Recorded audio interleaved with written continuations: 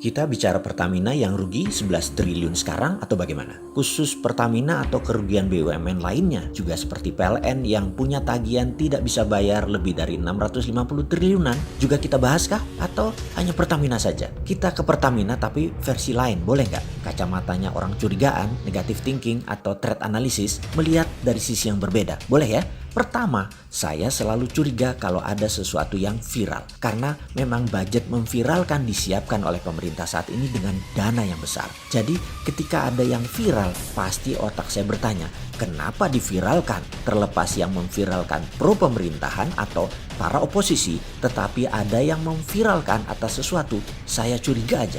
Tema viralnya sederhana kali ini. Pertamina rugi 11 triliun yang katanya ada orang terbaik manajemennya yang seharusnya bisa lebih baik. Lalu ketika rugi begini, saya tidak langsung point finger, ini gara-gara Ahok, ini gara-gara Nike. Saya malah mikir jangan-jangan yang main di atas mereka. Kalau ternyata yang main di atas mereka, itu merupakan tantangan untuk kita bongkar. Namanya juga magic reveal. Kita membuka tabir monster ekonomi. Sesekali sok-sokan pamer sesuatu yang si Sontoloyo ini tahu. Bolehlah. Walon deso, kan kita sering bilang Sontoloyo ini wong bodoh ngaku pinter. Jadi ya kali ini ngaku pinter lagi deh. Setuju ya? Ini datanya.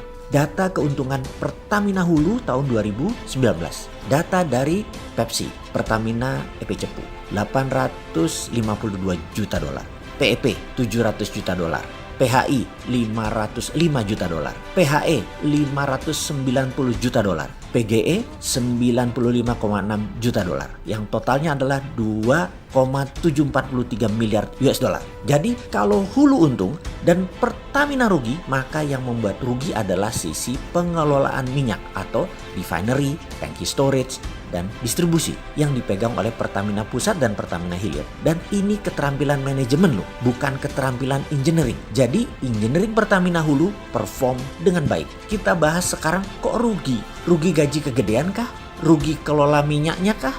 Distribusinya juga masalah? Atau karena satu harga seluruh wilayah Indonesia? Di sini kita sebagai manusia yang tidak punya posisi, tidak punya jabatan, hanya modal cinta pada NKRI mendadak ingin bertanya, kenapa disuarakan Pertamina rugi? Jadi sekarang disuarakan seakan-akan Pertamina rugi besar. Jangan-jangan supaya hanya alasan agar seseorang atau pejabat yang berkuasa bisa mendapatkan legitimasi untuk bisa menjual perusahaan energi ini. Pastinya kalau dijual rugi, ya dijual dengan harga murah. Bukan begitu para oligarki? Setuju ya kalian ya? Sebentar lagi jangan-jangan ada yang mengusulkan penjualan aset ini. Di sisi propaganda sengaja dibuat viral biar rakyat ikhlas Pertamina dijual sebagian tentunya. Dan saya ucapkan terima kasih kepada hater pemerintah yang andalah paling berjasa membuat berita viral ini dijalankan karena dipasangkan dengan nama Ahok. Kalian itu memang kalau ada berita pengennya nge-share aja dan berbasis ketidaksukaan paling gampang dimainkan. Itulah makanya kata Ustadz, ingat,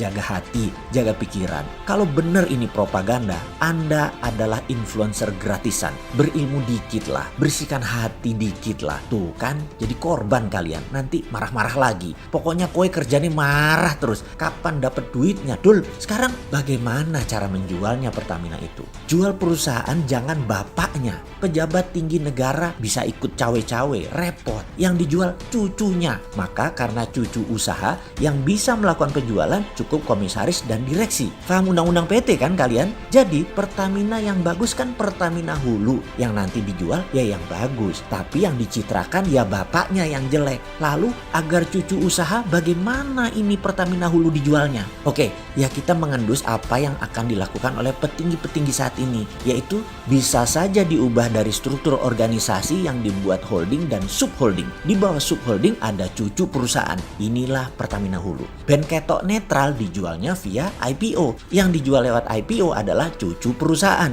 Kenapa kalau Pertamina yang IPO? Susah, karena harus merubah undang-undang. Kalau cucu perusahaan dijual cukup persetujuan RUPS, direksi dan komisaris. Jadi jangan-jangan sebentar lagi ada holding Pertamina yang namanya Pertamina Investment. Organisasinya kecil, tapi membuat Pertamina jadi anak usaha. Dan siapa yang punya keterampilan seperti ini? Ada di sekitar pejabat publik kah? Kalian gak bagi-bagi sih, jadi aja si Sontoloyo ini bunyi. Walau cuman asumsi, dan mudah-mudahan asumsinya salah lagi seperti biasa.